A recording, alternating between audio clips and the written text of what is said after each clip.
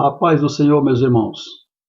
Meu nome é Edson, sou cooperador na obra do Senhor e, pela misericórdia de Deus, eu sou um dos professores da nossa igreja local, professor da Escola Bíblica Dominical, da nossa EBD.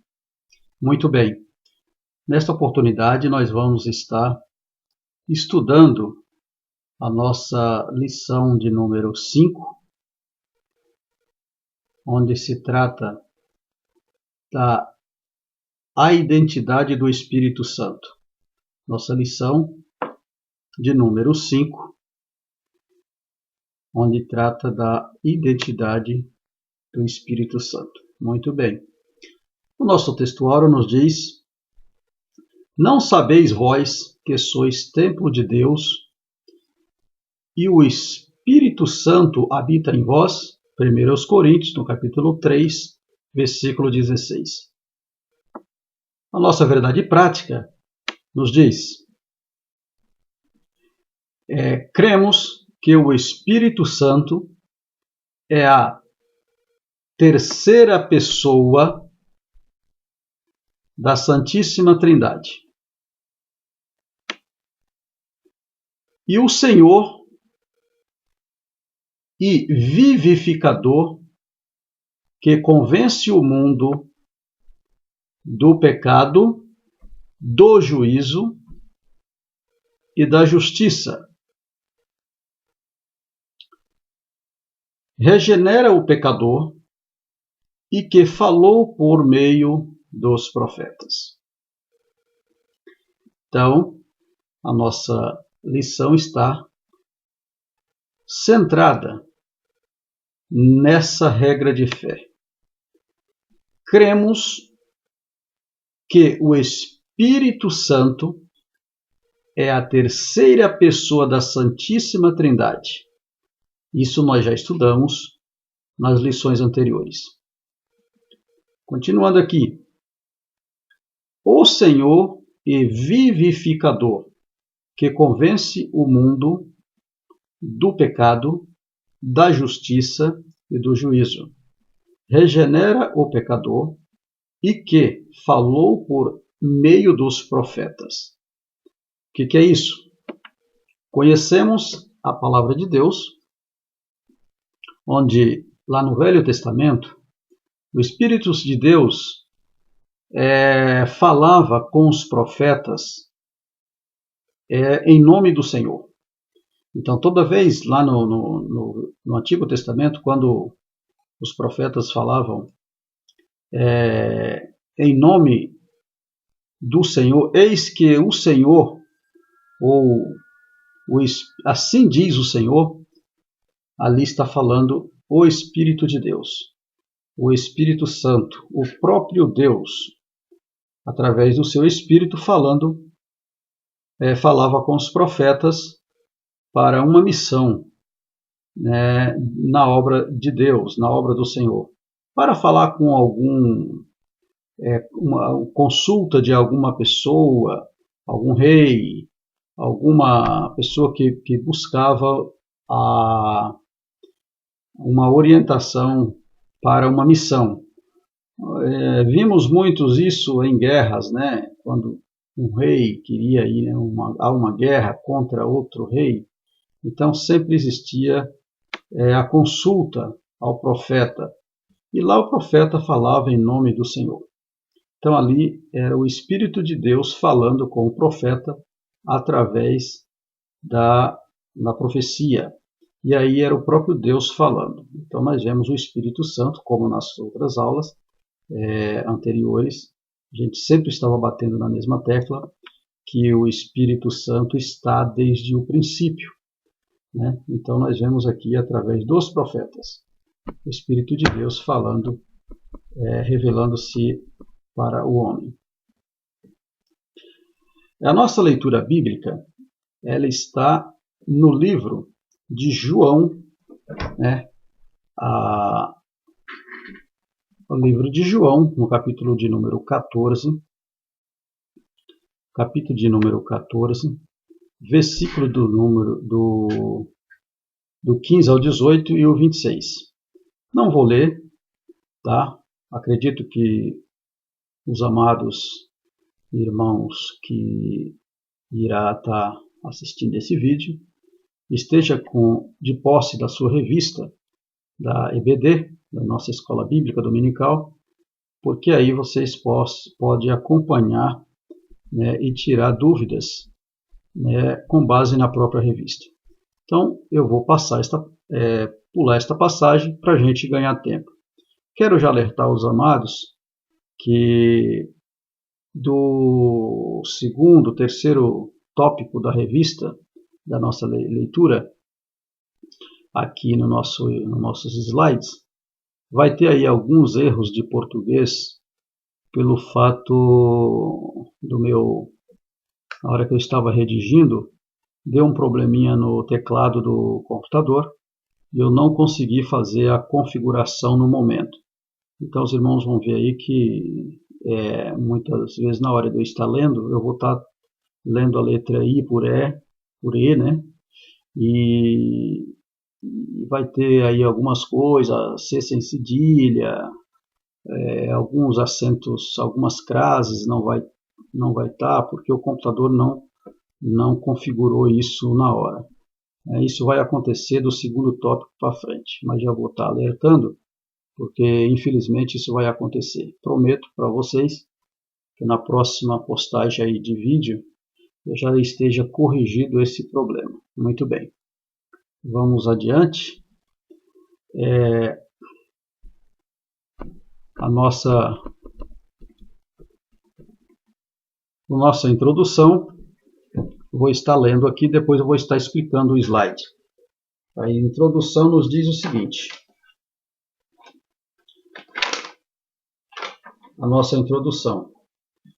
As Escrituras Sagradas revelam a identidade do Espírito Santo, sua deidade absoluta e sua personalidade, sua consubstancialidade com o Pai e o Filho, como terceira pessoa da Trindade, e suas obras no contexto histórico salvífico. Muito bem, o que é isso? Então, nós já explicamos, né, nas lições anteriores, falamos sobre esses comentários. As Escrituras Sagradas revelam. As Escrituras Sagradas revelam a identidade do Espírito Santo. Isso é fato. Tá. Sua deidade absoluta, ou seja, a divindade absoluta do Espírito Santo, que o Espírito Santo é igual Deus. Então, o Espírito Santo é Deus, é igual Deus. Eles são iguais. Muito bem. Vamos adiante.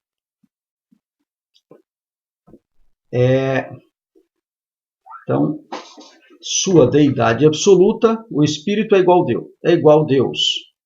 Sua personalidade, então, o Espírito Santo ele possui intelecto, emoção e vontade. Intelecto, emoção e vontade. Na sua consubstancialidade com o Pai e o Filho, tá? Tudo isso aqui, meus amados, nós estamos falando na introdução. A introdução está revelando essas explicações. Sua consubstancialidade com o Filho, ou seja, nós temos aqui o Pai, o Filho. Nós temos aqui o Pai, o Filho e o Espírito Santo. Tá? A consubstancialidade, aqui, ó, com o Pai, o Filho e o Espírito Santo, é igual à mesma essência e substância. Isso é assunto das nossas lições anteriores. Ou seja, o Pai, o Filho e o Espírito são iguais em essência e substância, em essência e substância. São iguais. Então, até aí, tudo bem, né? Não temos problema, porque são assuntos das lições anteriores. Ou melhor, esta lição ela vai dar praticamente continuidade, os mesmos raciocínios das nossas lições anteriores, né? Vamos continuando. Nós temos aqui suas obras no contexto histórico salvífico. Então, ainda é assunto da nossa introdução, suas obras no contexto histórico salvífico. Na distribuição aí da leitura, eu classifiquei aí como letra de A a D. Então, eu chamei de letra A. Eu chamei de letra A a sua deidade absoluta, né, que ele é igual, o Espírito é igual a Deus. Chamei de letra B sua personalidade, que a personalidade ele possui intelecto, emoção e vontade.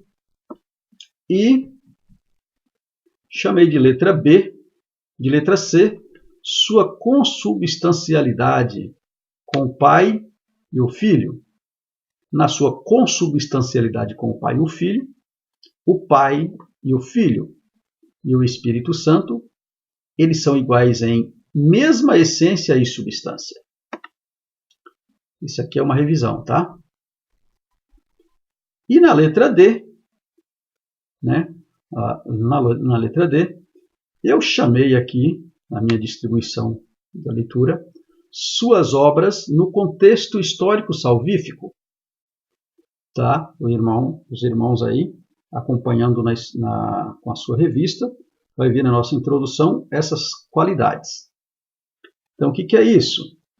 Na consubstancialidade histórico-salvífico, na sua obra no contexto histórico-salvífico, Deus, o Pai, é o idealizador do plano salvífico. Então, Deus, como Pai, ele idealizou, ele criou o plano salvífico para o homem. O Filho era o Verbo e se revelou, né, para realizar o plano. Então, o Verbo que se revelou para realizar o plano do Pai. Correto? E o Espírito Santo? O Espírito Santo quem convence o homem do pecado, do juízo e da justiça. Do pecado, do juízo, né, e da justiça e do juízo no plano do Pai. Isso aqui é assunto da verdade prática. Então, voltando aqui,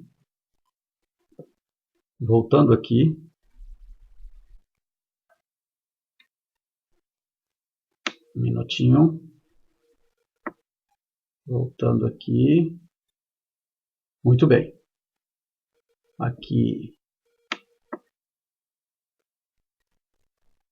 oh Jesus, meu cursor aqui está bem,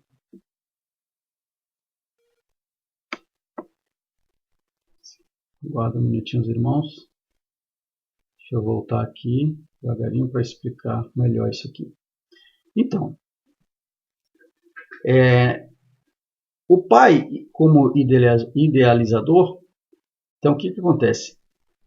A presente lição, um resumo disso aqui, né, onde está mostrando aqui na nossa introdução, nos diz o seguinte, que esta lição, a presente lição, ela vai ter como objetivo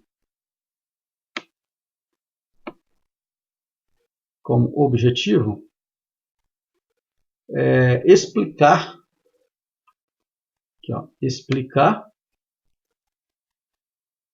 e mostrar como tudo isso aconteceu a partir das Escrituras Sagradas.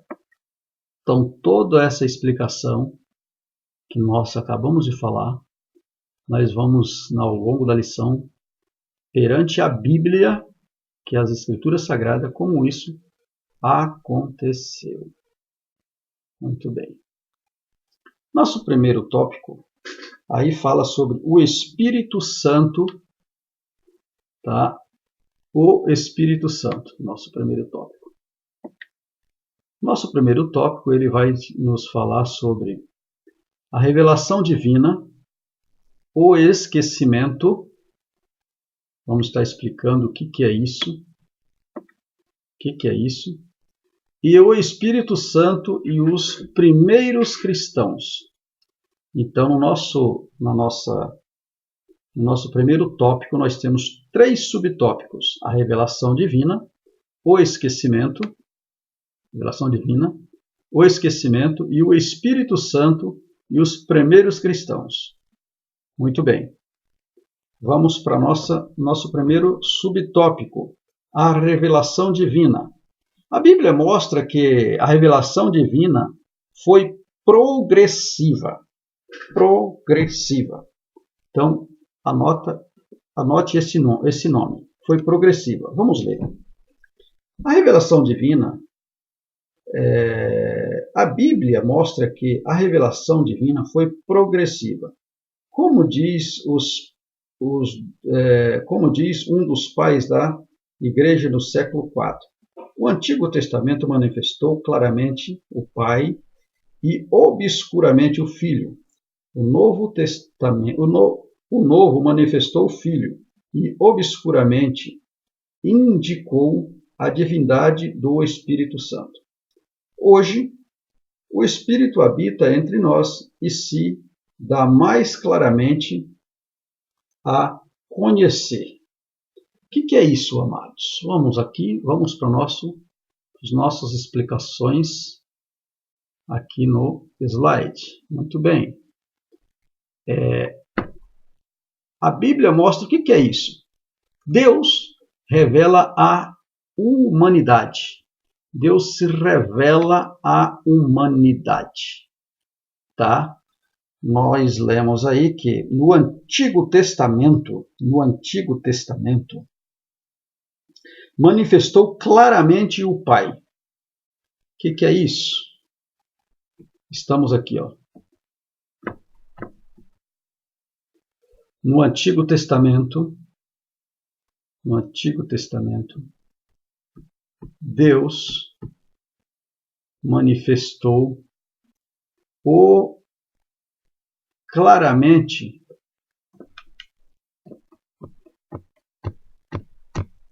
o Pai.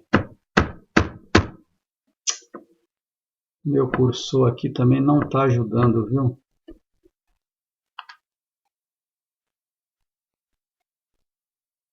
Ó, Antigo Testamento, está aqui, ó. Antigo Testamento. Aí nós temos aqui o Novo Testamento. E nós temos aqui como é na atualidade. Então, no Antigo Testamento, nós temos aqui o Espírito Santo como manifestou, como se manifesta. Nós temos aqui o Pai, nós temos aqui o Filho, e nós temos aqui o Espírito Santo. Anote que eles três estão juntos trabalhando. Então, o Pai, ele se manifestou lá no Antigo Testamento. Claramente. Aqui, ó.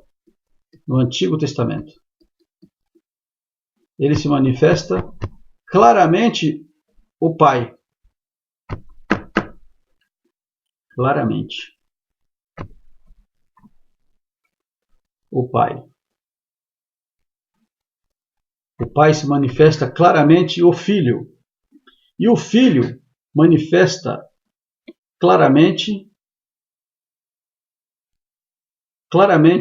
o Filho. E obscuramente. E aqui o Espírito na atualidade. o Espírito habita em nós e se há mais claramente a conhecer. O que é isso? Explicando aqui mais um pouco, explanando essa situação aqui, nós temos que no Antigo Testamento o Pai revela o Filho obscuramente. Ou seja, nós vemos lá o Filho ainda com Deus, mas ele sempre fala em Senhor. O Senhor falava aos profetas, os profetas diziam: eis que assim diz o Senhor. Né? Então não fala no Espírito assim abertamente. Por isso que vem a palavra obscuro, obscuramente o Filho. E já no Novo Testamento, onde já está o Filho em manifestação, o Filho já se manifesta. Aqui o Filho já está em manifestação aqui, ó, no Novo Testamento. No Novo Testamento aqui, ó, nós vemos aqui o Filho. Ok, nós vemos aqui o Filho aqui, ó. O Filho. E como que o Filho aqui ele já aparece no Novo Testamento? Ele já aparece como manifestando, o Filho já manifesta. Ele um pouco obscuro, porque ele está em forma de homem, né? Onde nós estudamos que ele é 100% homem e 100% Deus. Aí o Filho, ele se fez carne, né? Habitou entre nós. E depois ele foi para o Pai. E aí ele fez a promessa de enviar o outro Consolador. Esse Consolador, o Espírito Santo, aqui, ó, o Espírito Santo está aqui. Então, como que é na atualidade? O Espírito Santo é que está no nosso meio. E ele, como que ele trabalha? Ele trabalha assim, ó. O Espírito Santo habita em nós, aqui, ó.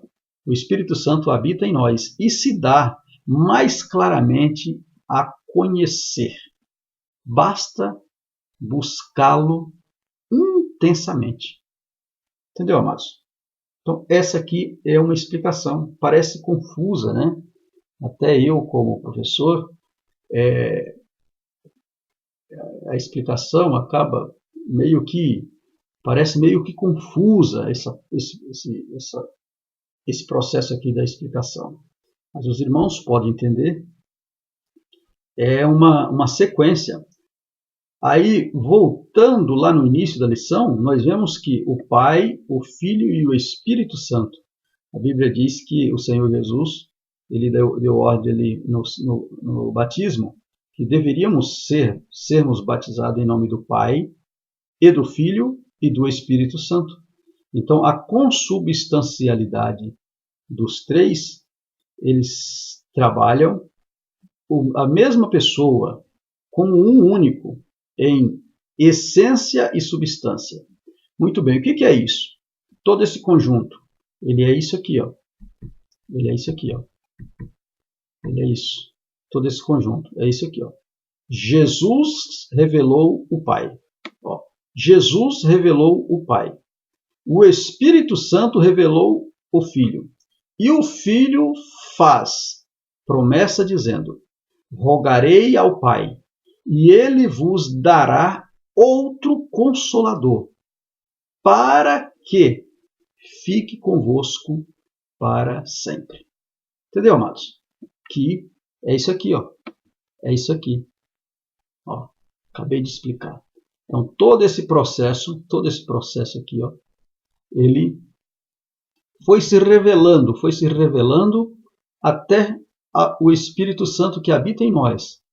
Que o limite disso aqui é a nossa disponibilidade de conhecer o Pai e conhecer o Filho. A nossa disponibilidade de conhecer o Pai e conhecer o Filho, o Espírito se revela, né, em busca. E aí, volta aqui a nossa explicação. Jesus se revelou o Pai revelou o Filho, e o Filho se fez promessa que ele ia para o Pai. Ele rogaria outro Consolador. Ele ainda fala lá que para que nós não ficássemos órfãos, para que esse Consolador ficasse convosco para sempre, né? Que é isso aqui que eu acabei de explicar. Muito bem, acho que agora nós já podemos passar para a nossa continuação aqui. Podemos definir que, com base nos esquemas acima, afirmamos, deixa eu colocar o cursor aqui, com base nos esquemas acima, afirmamos que a revelação divina foi progressiva, pois foi acontecendo progressivamente na medida que a necessidade e busca na medida que da necessidade e busca por santificação, até mesmo porque a santificação acontece progressivamente na vida do homem,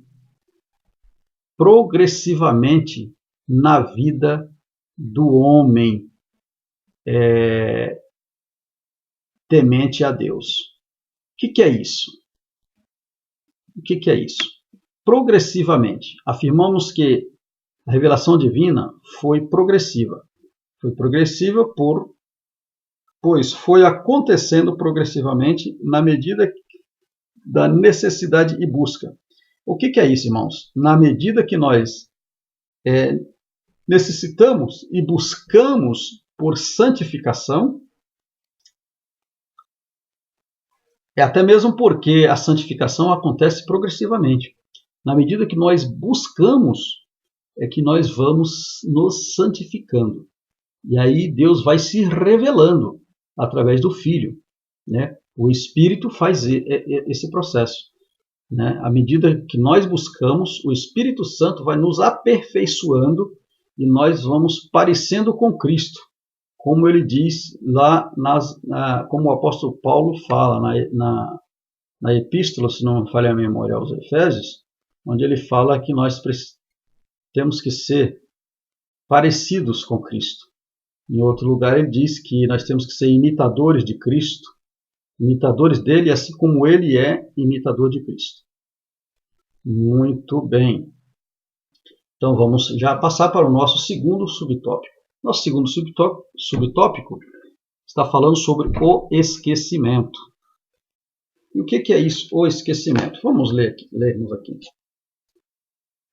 Há abundância de detalhes na Bíblia sobre a identidade do Espírito Santo, no que diz respeito à sua personalidade e divindade, bem como ao seu relacionamento com o Pai e o Filho. Ele aparece literalmente em toda a Bíblia, desde Gênesis, na criação, até o Apocalipse. Mas esses dados da revelação precisava ser definido, daí a necessidade da formulação teológica exigidas pela nova realidade cultural que a Igreja vivia e pelas demais civilizações que o Evangelho havia penetrado. Essa difícil tarefa levou séculos para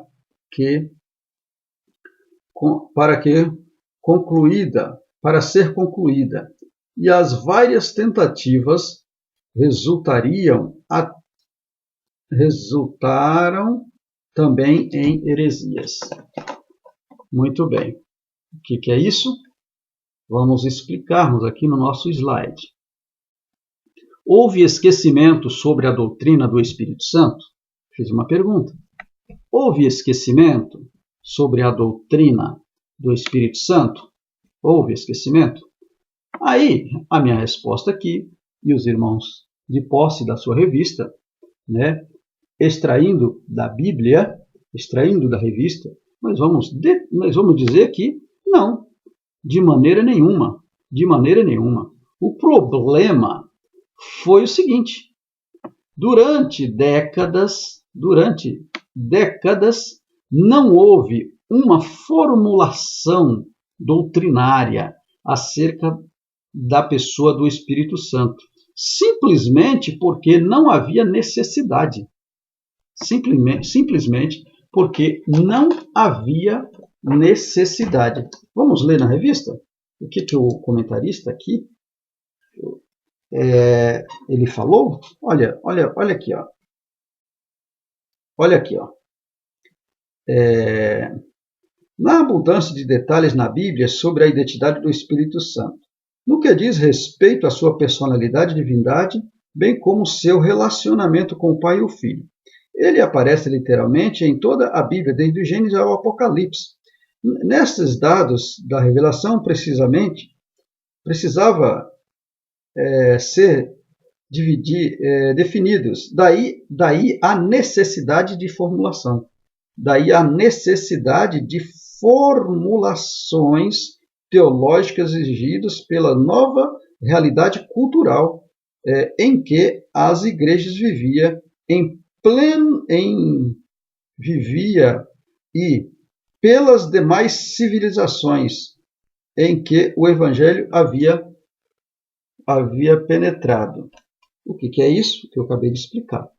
Devido a não haver necessidade, né, por muitas décadas, por não haver necessidade de uma formulação doutrinária acerca da pessoa do Espírito Santo, simplesmente não havia necessidade. Então, por isso que não foi explanado a doutrina, mas não porque houve um esquecimento. Não houve esquecimento. Simplesmente porque não havia uma necessidade, e aí os pais da igreja da época não explanaram esse assunto. Continuando a leitura. Aí se dá entendimento em que parece que houve um esquecimento. Mas não é assim. Mas não é. Sim, porque não havia uma necessidade. Não havia uma necessidade. Na época, os apóstolos estavam intimamente afinados com o Espírito Santo. Depois, com o avanço da civilização, com o avanço da evangelização, as civilizações e culturas diferentes começa a surgir a necessidade de definição da doutrina da Trindade. Entendeu? O que a leitura quis dizer ali? Eles quis dizer o seguinte, que como não havia uma necessidade de ser explanado essa doutrina, então isso ficou meio que parado, como se houvesse um esquecimento. Mas não, os apóstolos eles não precisavam de estar isso falando teologicamente um para o outro, porque eles estavam afinados nisso. Eles eram cheios. Nós vemos ali Estevão cheio do Espírito Santo, nós vemos ali Filipe cheio do Espírito Santo, nós vemos em Atos dos Apóstolos, no capítulo 8, Filipe voltando de uma viagem ali, de um sacrifício, de uma viagem onde ele encontra ali com o eunuco, né, de Candaque, da rainha de Candaque, e aquele eunuco, ele tem um encontro ali com o Espírito Santo, onde ele é batizado, ele aceita Cristo. Então,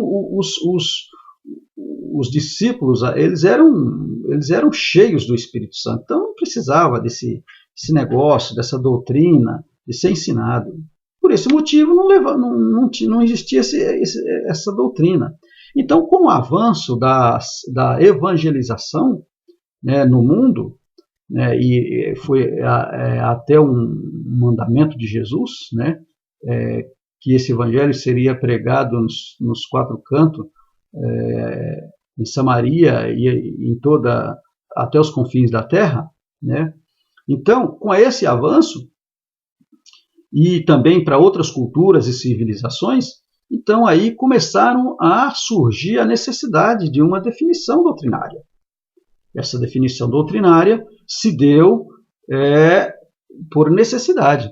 E aí nós vemos que quando o evangelho aí ele chega na Grécia, né, nós vemos que os gregos eles eram muito zelosos também no sentido de saber detalhes das coisas e mais um motivo para uma explicação. E aí vem os pais da igreja, né, nós falamos nisso nas nossas lições anteriores, onde Tertuliano e outros bispos lá, né, Atanásio e Gregório, eles tiveram essa preocupação e aí começaram a escrever, né, a definir sobre a doutrina do Espírito Santo. E aí, com essas definições, nós vemos que eles começam a chegar a uma conclusão, né, que precisava, que o Espírito Santo ele era o próprio Deus e era 3 pessoas, né? O Pai, o Filho e o Espírito Santo. Então essas 3 pessoas elas eram as 3 juntas e aí que foi criado, né, a Trindade, com base biblicamente nessas 3 pessoas, Pai, Filho e Espírito Santo.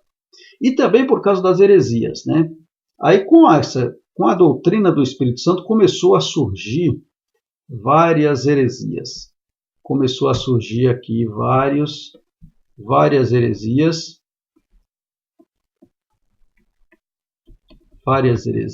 Vamos voltar aqui. Começou a surgir aqui, ó.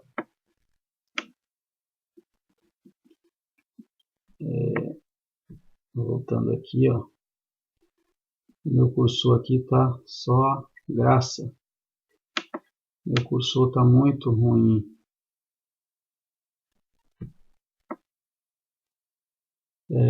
Então começou a surgir várias heresias, sendo necessário assim um estudo, né, mais aperfeiçoado, com base nessa doutrina, para estar ali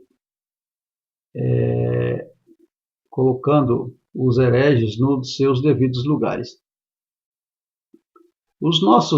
Aqui nós temos aqui o seguinte, aí nós vamos passando para o nosso terceiro subtópico, onde vai falar o Espírito Santo e os primeiros cristãos.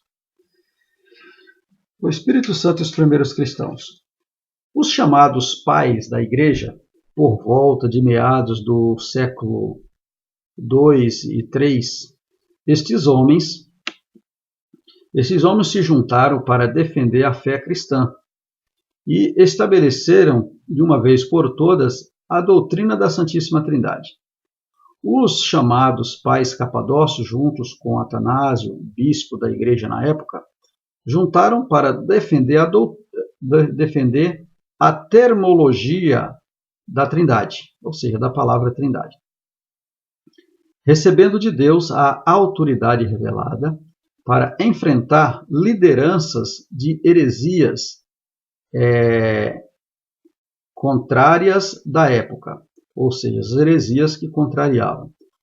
O fato de parecer que os cristãos da época apostólica eram mais afeiçoados com o Espírito Santo se dava pelo fato de não haver necessidade de estudo aperfeiçoado sobre o assunto, mas eles eram cheios do Espírito Santo.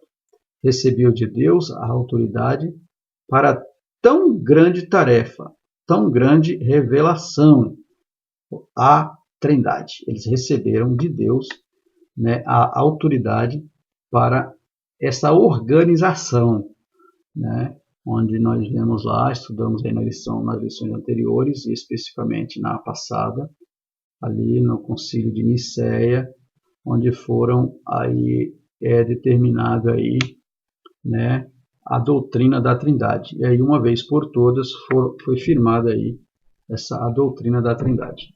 Muito bem, uma curiosidade para nós aí no final do versículo, no final do nosso tópico, Por que os apóstolos não deixaram uma doutrina bem clara sobre o Espírito Santo?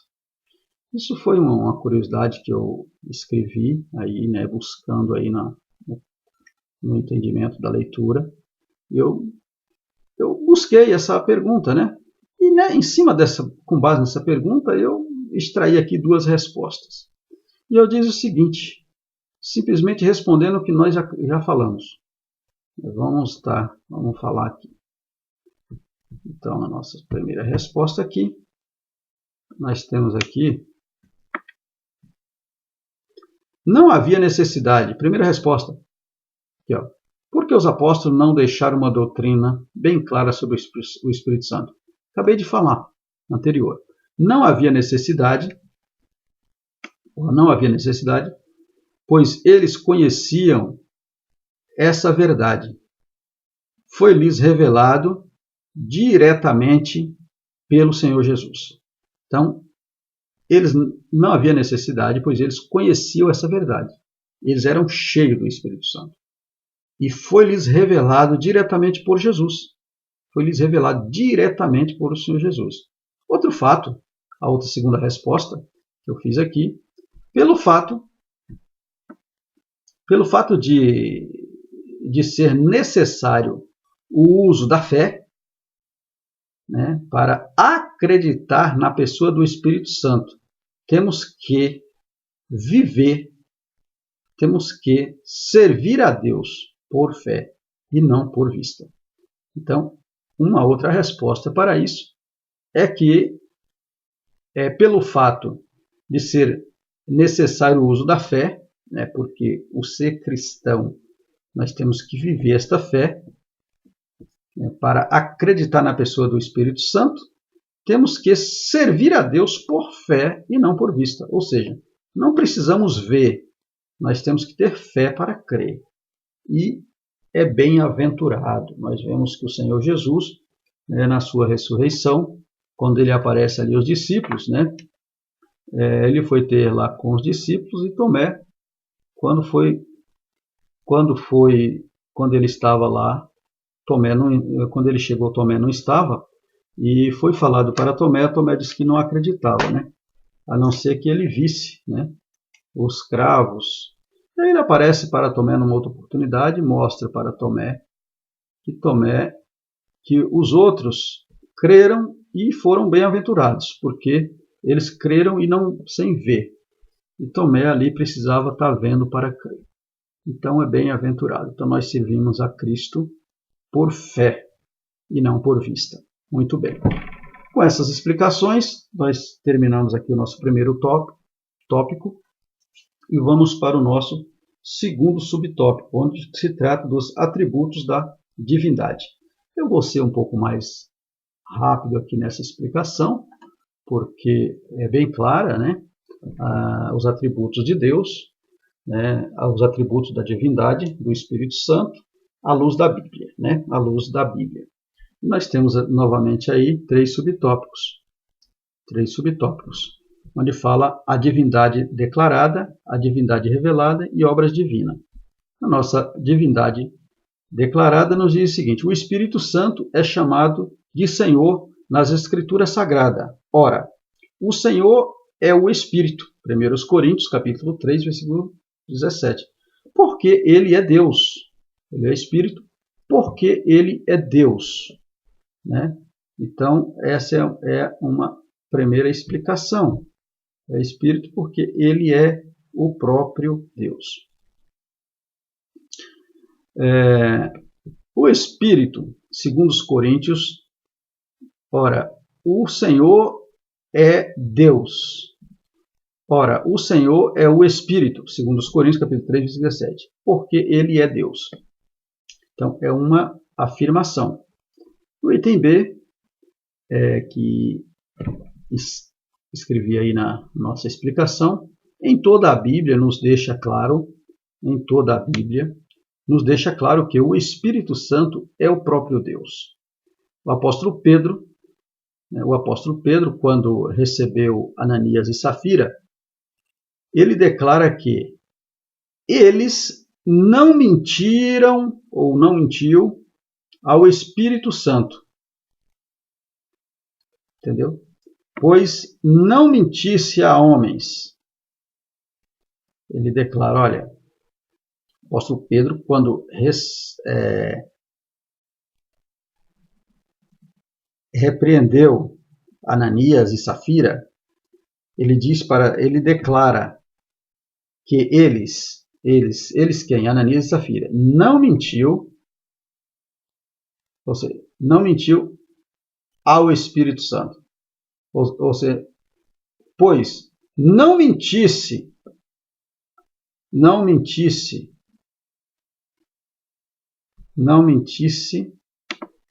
a homens, e sim ao Espírito Santo.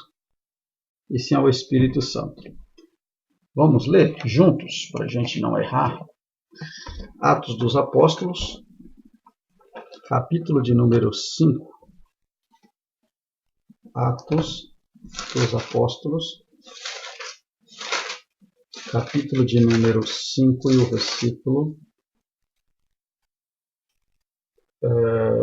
versículo de número 3.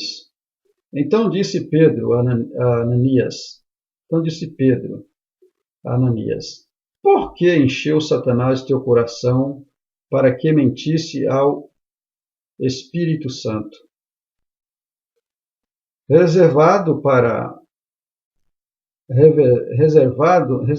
parte do valor do campo?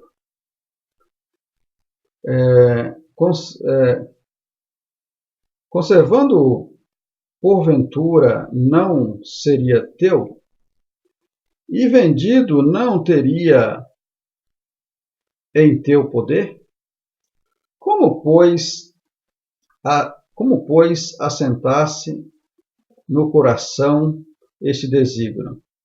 Aí ele fala, não mentisse aos homens, mas a Deus. Então aqui uma revelação que o Espírito Santo é Deus. O Espírito Santo é Deus. Está meio confuso aqui a minha explicação, porque eu acabei invertendo aqui a palavra aqui, não mentiu ao Espírito, ou seja, eles mentiram ao Espírito, né? Eu acabei explicando essa passagem aqui, onde ficou meio confusa. Vamos à frente. No nosso segundo subtópico, a divindade revelada. O que é isso? Aqui está uma convicção das três pessoas em consubstancialidade, mesma essência e substância. Ou seja, a divindade revelada. O que é a divindade revelada? A divindade revelada é o Pai, o Filho e o Espírito Santo. Mas o que é o Pai, o Filho e o Espírito Santo? Eles são três pessoas. Que as três pessoas, eles são uma, em essência e substância. Tá? Aqui está uma convicção, das três pessoas em consubstancialidade, mesma essência e substância. Aqui, outro consolador, fala ali na lição. Aqui, o Senhor Jesus fala é simplesmente para definir a não deixar os apóstolos órfãos. Quando ele fala, eu irei e pedirei ao Pai, e ele enviará outro consolador para que fique com vós para sempre. Ele está dizendo assim, olha, outro consolador virá. Não no sentido, pois o Pai enviaria outro consolador para consolá-los. Não se trata de outro no sentido de inferioridade. Quando ele fala aqui outro, o Senhor Jesus fala aqui outro, não é no sentido aqui, quando ele fala aqui outro, não é no sentido de, aqui, Não é nesse sentido aqui de ser inferior, de inferioridade. É no sentido de, olha, de consolador. De consolador. Porque ele, Jesus, iria para o Pai. E usou, aqui, ó, ele, Senhor. Ele como Senhor. Jesus, como homem que estava com os discípulos, ele precisava ir para o Pai para cumprir sua missão. Mas que eles não ficassem tristes, porque ele mandaria outro aqui, ó, outro consolador, para ficar com eles para sempre, né? Para ficar com eles para sempre. Esse outro não é nesse sentido, não é no sentido de ser inferior, não é no sentido de ser inferior, é no sentido de deles não ficar órfãos. Olha, é no sentido deles não ficar órfãos, os apóstolos não ficar órfãos. Olha que maravilha, né? É um texto tremendo isso aqui, no sentido deles não ficarem órfãos. Muito bem. Vamos mais para frente. O nosso terceiro subtópico fala aí sobre obras divinas. E aqui também, como curiosidade, eu acabei fazendo aí algumas explicações da nossa revista, buscando dentro da revista algumas explicações para a gente estar falando. Alguns atributos do Espírito Santo desde o princípio.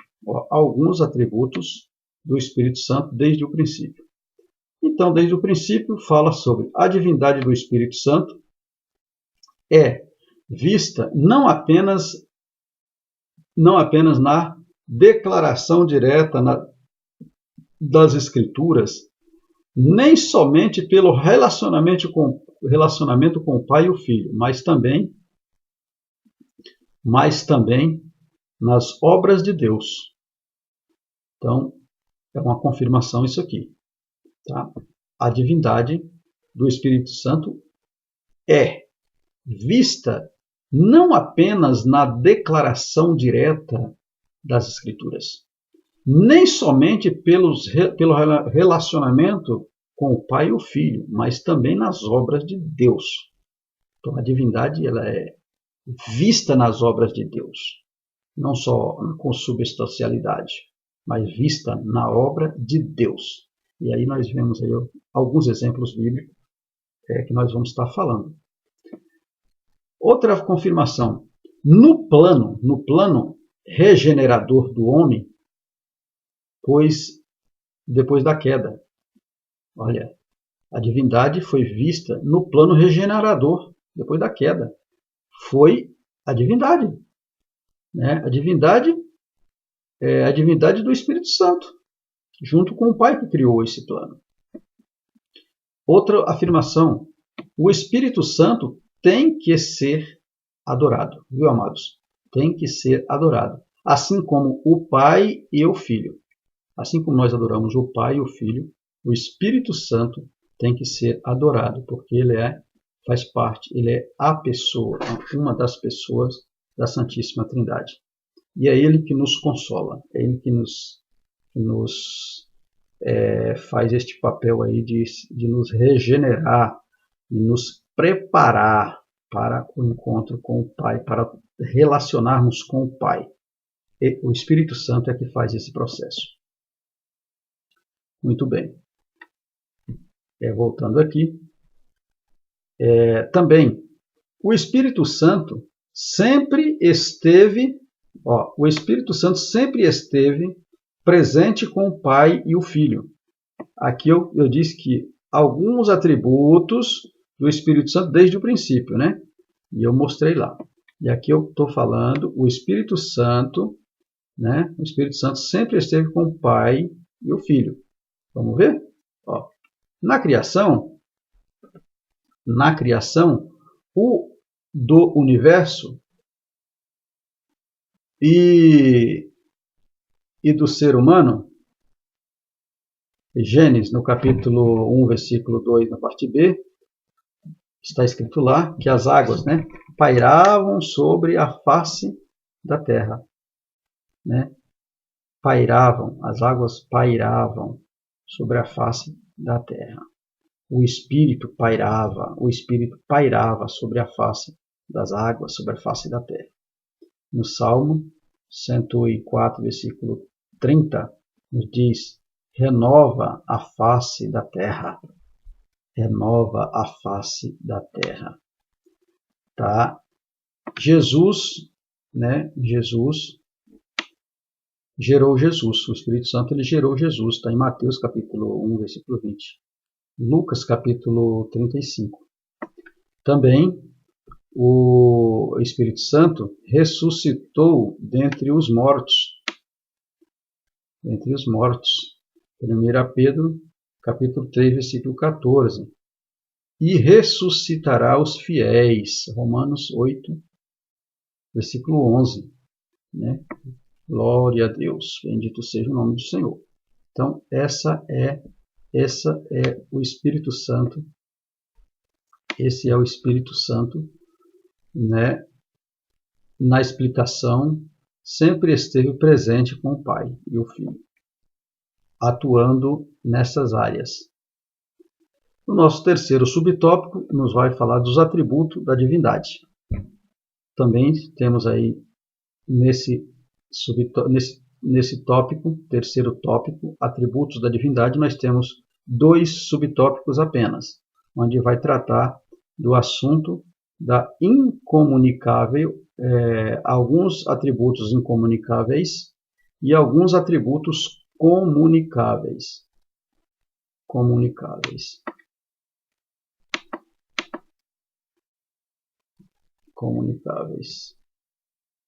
Vamos explicar o que é isso. Atributos comunicáveis e os incomunicáveis. Vamos chegar. Um minutinho, por favor. Vou chegar aqui porque está...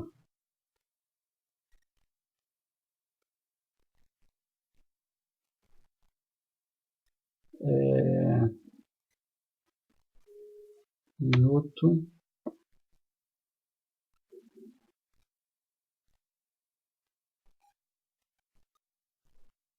Atributos comunicáveis. Atributos comunicáveis. Incomunicáveis. Incomunicáveis, pois pertence unicamente, exclusivamente à divindade. Vamos apresentar alguns atributos incomunicáveis.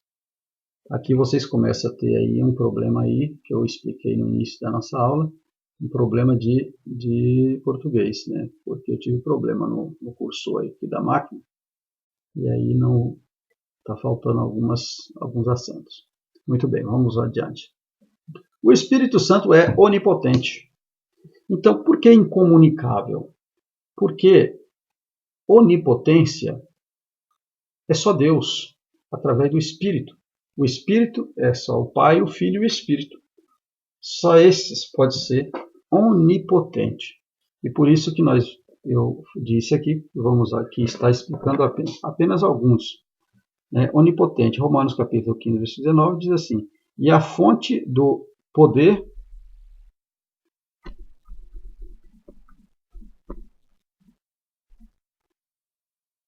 atributos de Deus.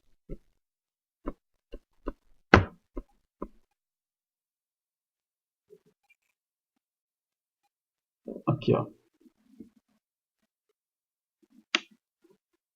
Isso. Onipotente. Romanos capítulo 15, versículo 19, diz assim: a fonte de poder e milagre. Mateus capítulo 12, versículo 28, Atos dos Apóstolos 2, 4, 1 Coríntios 12, 9 a 11. Ele é onipresente. Está em toda parte. Está em toda parte do universo. Confere lá em Salmo, versículo 39, versículo 7. 7 ao 10. E também onisciente, pois conhece todas as coisas, desde as profundezas de Deus, passando pelo coração do homem até as coisas futuras, as coisas futuras. O Espírito Santo é eterno. O Espírito Santo é eterno. Entendeu? Então aqui nós vemos aqui a incomunicável, atributos incomunicável. Ele é onisciente, ele é onipotente, ele é onipresente. Os 3 atributos incomunicáveis que o homem jamais pode ser. O profeta jamais pode ser. O profeta Deus pode usar o profeta na onisciência, sim, revelando. Mas ele, homem, ele não é onisciente.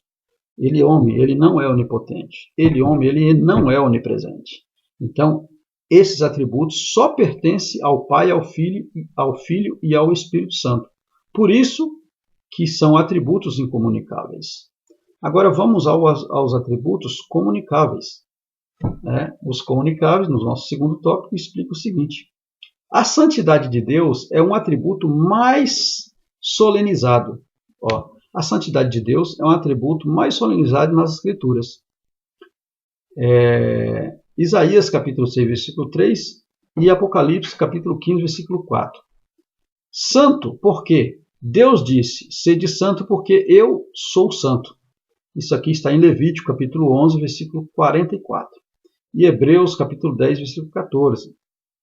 Está escrito, porque com uma única oferta aperfeiçoou para sempre quantos estão sendo santificados.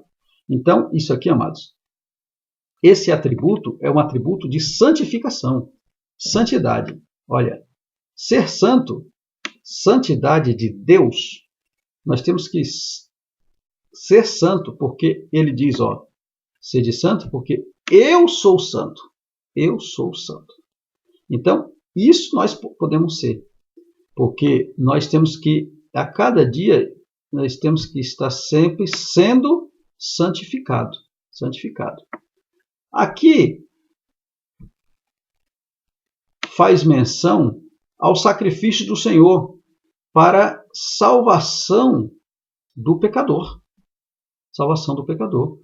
Portanto, a santificação é um atributo do Espírito Santo. É um atributo. A santificação é um atributo do Espírito Santo. Podemos ter comunicação podemos ter comunicação dependendo apenas de nós. Então, a comunicação com a santificação nós podemos. Só depende de nós, da nossa separação, do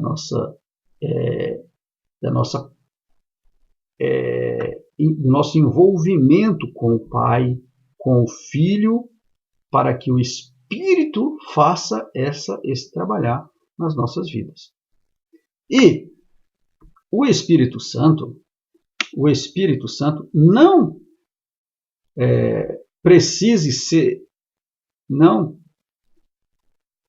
parece ser santificado. Eu quis dizer aqui precisa. É que está errado aqui em português. Aqui está o português, aqui ficou errado. O Espírito Santo não precisa ser santificado. Ele não precisa ser santificado, pois ele já é santo. Olha, pois ele já é santo. Ele já é santo. Ele não precisa ser santificado, pois ele já é santo. Nós que através dele que precisamos nos santificar. Nos santificar. Nós que através dele nós precisamos nos santificar no nosso dia a dia. No nosso dia a dia nós precisamos ser santificados. No nosso dia a dia. Chegando à estatura de varão perfeito. Para nós chegarmos à estatura de varão perfeito. Para que nós chegamos na estatura de varão perfeito, nós precisamos a cada dia nos santificar. Então esse é um atributo que é capaz. Nós aqui, esse atributo é comunicável. A santificação, sem a qual ninguém verá a Deus. Então, é um atributo que Deus exige para que o homem, né, se comunique, para que tenha. Muito bem. Nosso terceiro subtópico vai nos tratar sobre o Espírito Santo e a Trindade. O Espírito Santo iguala-se ao Pai e ao Filho. O Senhor Jesus ordenou que fôssemos batizados em nome do Pai e do Filho e do Espírito Santo. Então, o Espírito Santo, aqui na explicação com a Trindade, ele é o Pai e ele é o Filho. Ele iguala-se ao Pai e ao Filho. Por quê? O próprio Deus, o próprio Senhor Jesus ordenou que nós fôssemos batizados em nome dele, do Pai, do Filho e do Espírito Santo. Então, isso nos garante,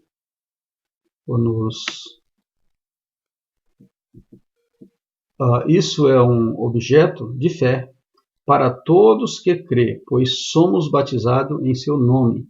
E no batismo também está o relacionamento da igualdade dos três em uma pessoa, Pai, Filho e Espírito Santo. Então, no batismo está declarado essa igualdade desta única pessoa, o Pai, o Filho e o Espírito Santo. Não existe desaprovação de uma destas pessoas, pois não há hierarquia. Não há hierarquia nem competição na Trindade. Então, nós vemos aqui também uma igualdade, né? Uma igualdade dos três. Por quê? Porque aqui não existe desaprovação de uma dessas pessoas, um desaprovando o outro, porque entre eles não há hierarquia e nem há competição na Trindade. Amém, amados? A Bíblia diz que um reino dividido, ele não prospera, né? Ele não prospera. Então, o reino de Deus é unido. Os três são ali unidos, trabalhando juntos. E é isso que nós devemos sermos, unidos uns com os outros, sempre trabalhando junto na obra de Deus para a glória de Jesus. O nosso quarto, e aí nós terminamos o nosso terceiro subtópico. Vamos aqui para o nosso último subtópico, que se trata do nosso quarto subtópico, onde fala sobre a personalidade do Espírito Santo.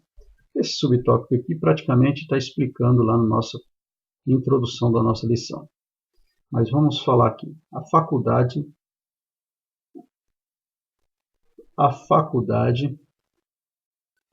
da personalidade e a nossa relação do Espírito Santo. Esse sim é um subtópico que só tem um tópico que só tem dois subtópicos. Eu errei quando eu disse o anterior.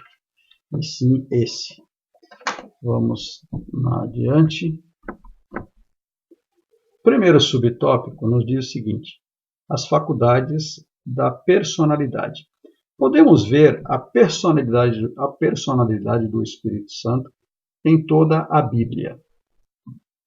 Podemos ver a personalidade do Espírito Santo em toda a Bíblia, de maneira inconfundível, pois a inteligência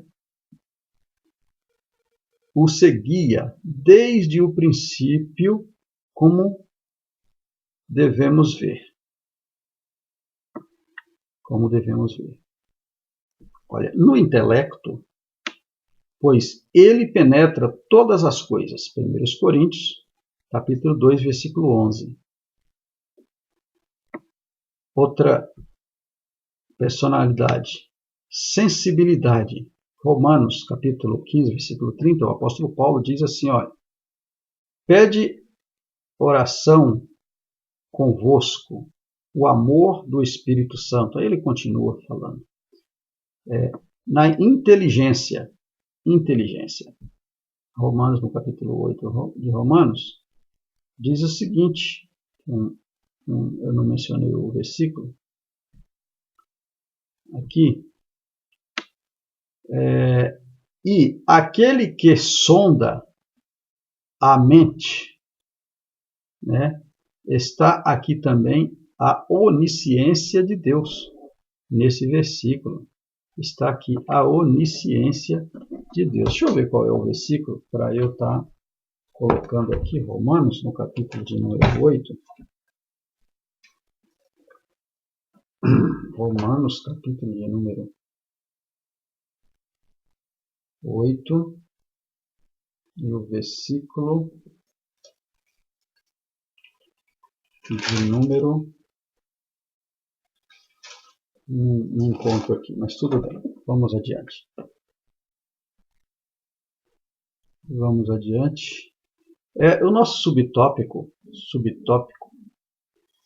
de número 2, reação do Espírito Santo. A palavra de Deus diz que Deus trabalha para aquele em que nele espera. Muito bem.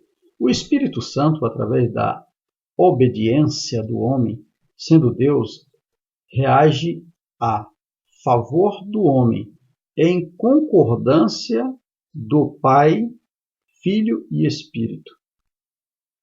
Vamos ver o exemplo? Vamos ver aqui. A palavra de Deus diz que Deus trabalha para aquele que nele espera, através da obediência do homem. Então o homem obedeceu, Deus trabalha para este homem. Sendo Deus, reage a favor do homem, em concordância. Em concordância. Quem concorda? O Pai, o Filho e o Espírito. Os três concordam e aí ele e os três trabalham em favor deste homem. Um exemplo aqui. Atos dos Apóstolos, no capítulo de número 10, versículo 19 ao 20. Pedro obedeceu o Espírito quando ele foi orar por Cornélio. Está vendo que belo exemplo aqui? Ó. O item B aqui, Atos dos Apóstolos, no capítulo 9, versículo 10 ao 12. O Espírito Santo fala com Ananias. Fala com Ananias para ele ir à rua direita, chamada direita, procurar por Paulo, em casa de Judas, para que Ananias orasse por ele, para que recuperasse a visão. Está vendo? O Espírito Santo aqui também falando, né? Reagindo, ó. Reação do Espírito Santo. Na reação do Espírito Santo. É uma explicação, uma bela de um exemplo aqui falando para nós. Tá certo? Então, agora nós vamos à nossa conclusão. Então, com base nisso, nós podemos concluir a frase que se refere ao Espírito Santo como terceira pessoa da Trindade não tem nada a ver com hierarquia entre o Pai, o Filho e o próprio, entre o Pai e o Filho. Certo? Entre o Pai e o Filho. O próprio Espírito e o próprio Espírito. Pois os três são uma única pessoa distinta em essência e substância. Entendeu? A conclusão nossa, nós podemos concluir o seguinte, ó. A frase que se refere ao Espírito Santo como terceira pessoa da Trindade não tem nada a ver com hierarquia. Ele está na terceira pessoa numa sequência de frase, de palavra. Jesus diz assim, ó, batizai em nome do Pai, do Filho e do Espírito Santo.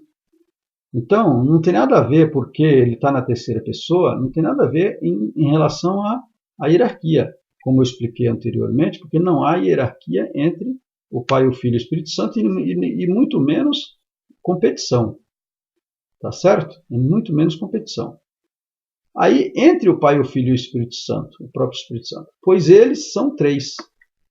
Olha, pois eles são três. Ou seja, os três. Eles são os três. E os três Ó. E os três são uma única pessoa. Os três são uma única pessoa, distinta em essência e substância. Que maravilha esta nossa lição. Aqui mais uma explicação do que é a hierarquia do mundo divino. Os três, não há competição hierárquica. Os três, não existe competição hierárquica entre eles.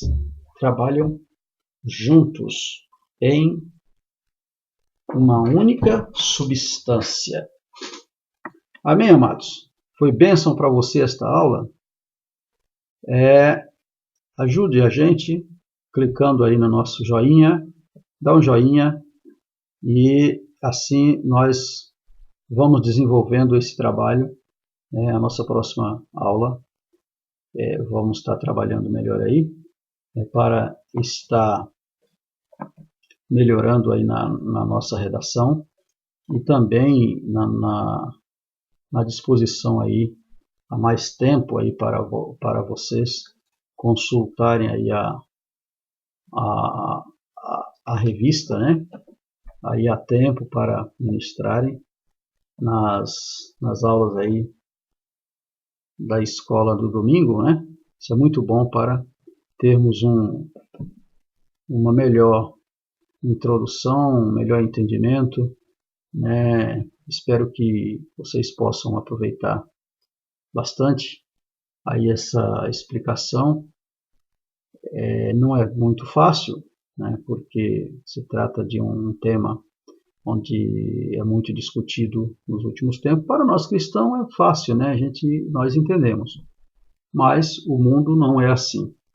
E tem muitas heresias, amados, onde há bastante resistência a este tema, mas a nossa intenção aqui é mostrar aos irmãos, né, uma visão panorâmica perante a Bíblia, a Palavra de Deus, que nós cremos, né, por fé nestas três pessoas como uma única pessoa.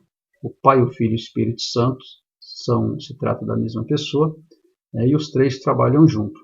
Jamais os três há competição entre os três. Eu costumo dizer que em muitos lugares, né, há uma certa competição, né, até por preparos de trabalho, né, a liturgia dos trabalhos, do culto, as apresentações, né, mas isso são coisas que Deus não opera, porque o Espírito Santo é que opera tudo em todos, né? É a mesma pessoa, então onde há competição, ele não pode estar presente. Então que nós possamos aproveitarmos essas explicações dessas aulas, não só dessa, mas de todas as que nós estamos falando aí nesse trimestre, para que nós venhamos aprendermos uns com os outros e adorarmos este Deus maravilhoso, porque merece toda a honra, toda a glória, todo o louvor é para Ele, e que a cada dia nós venhamos melhorar mais na obra do Senhor. Amém? Que Deus abençoe os irmãos.